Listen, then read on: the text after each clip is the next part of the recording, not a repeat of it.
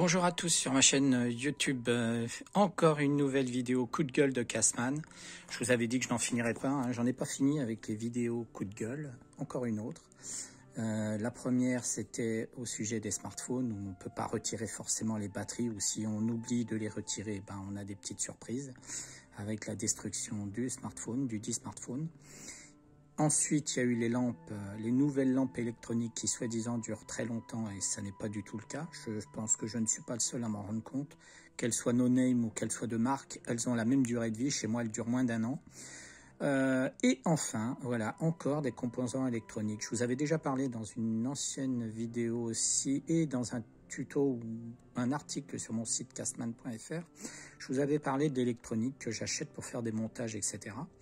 Donc c'est vrai que je regarde le prix et aussi, pas forcément là, dans ce cas-là, la rapidité de réception. Maintenant, je tends à regarder ça d'une autre manière et à essayer de trouver autre chose. Mais bon, on trouve beaucoup de cochonneries, de composants électroniques mal montés, je dirais mal soudés, etc.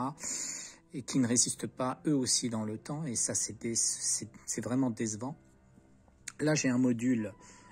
Oui, avant ça, j'avais acheté des jacks pour réparer des câbles jack en 3,5 je crois que c'est ça, ouais, en 3,5 des câbles jack pour les réparer, etc., pour des casques et autres, des casques filaires. Et ces jacks, bien sûr, eh ben, sont complètement foireux. Dès que vous les soudez et que vous les mettez dans des adaptateurs femelles, eh ben, au bout de 2-3 utilisations, vous avez l'embout qui s'en va. Donc voilà, encore des jacks que j'en avais déjà parlé, qui ne résistent pas dans le temps. Et là, j'en suis avec des modules. Je voulais faire un gros bloc de modules de recharge.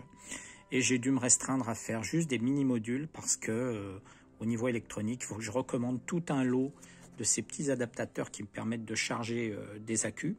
Des accus que je récupère un peu sur les anciens chargeurs des ordinateurs portables et autres. Donc je les teste et je les vérifie avec un autre appareil. Et ensuite, je voulais faire des modules de charge comme ceci. Celle-ci, je n'ai mis le câble USB qu'une seule fois, donc elle n'est pas encore arrachée. Et j'ai rajouté des soudures sur l'extérieur. Donc elle résiste un peu, mais c'est pas grave. J'ai rajouté un câble quand même pour éviter de le destroy maintenant. Donc je préfère le faire durer. Celui-ci, il a été complètement arraché. C'est-à-dire que dès que vous mettez le jack une fois, clac, la prise s'en va, s'arrache tout de suite. C'est très mal soudé, c'est très mal fait. Le circuit ne résiste pas d'ailleurs dessous, hein, il est carrément arraché lui aussi. Donc voilà, c'est des modules qui résistent pas. Ça, c'était dans un adaptateur, un chargeur qui était acheté dans un bloc. Et on se rendait compte qu'il était très difficile de retirer et d'insérer le jack pour la recharge. Donc le petit adaptateur qui était là, et au bout de quelques utilisations, paf, l'adaptateur a lâché complètement, il n'a pas résisté, c'était trop dur à insérer et à retirer. Ici c'est la même chose, donc vous voyez là j'en ai un que j'ai retiré, que j'ai retesté avec un autre. Celui-ci il est plus présent, donc il a été arraché. Donc je ne sais pas si je peux zoomer, mais voilà, c'est arraché, c'est quasiment la même chose. Pour tous ceux que j'ai eu, j'en ai plusieurs. J'en ai plusieurs comme ça. Celui-ci, il est encore viable, mais je pense que je vais renforcer les soudures, sinon il va lâcher. Voilà. Et celui-ci, pareil. Mais bon, tous ces petits adaptateurs-là ont des défauts de conception. Par exemple, il y en a, il reste en LED bleu. Quand il est même pas branché, c'est-à-dire je le branche secteur, j'ai une LED bleue qui m'indique qu'il est en attente de charge, mais normalement ça voudrait dire que la charge est faite et que l'accu est chargé à 100%. Alors c'est pas forcément le cas, sauf que là j'ai le même modèle qui s'est parti de la même platine. Il y en a certaines où la LED reste couleur éteinte, les deux LED, quand c'est branché sur secteur, et les autres restent en bleu alors qu'il n'y a pas de batterie d'accu installée dans le chargeur pour être chargé.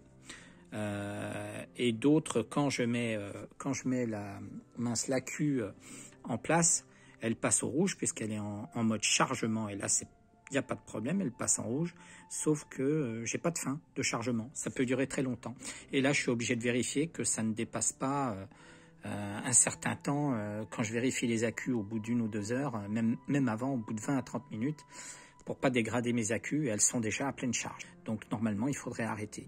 Et si je suis l'indication du module, je vais le laisser encore pendant 1 heure, 2 heures ou plus. Et là, je risque de cramer complètement mes accus. Donc voilà, c'est pas encore très fiable tout ça. Maintenant, eh ben, il faut que je me retrouve d'autres modules de meilleure qualité. Et j'espère que je pourrai avancer dans mes montages. À très bientôt sur ma chaîne YouTube.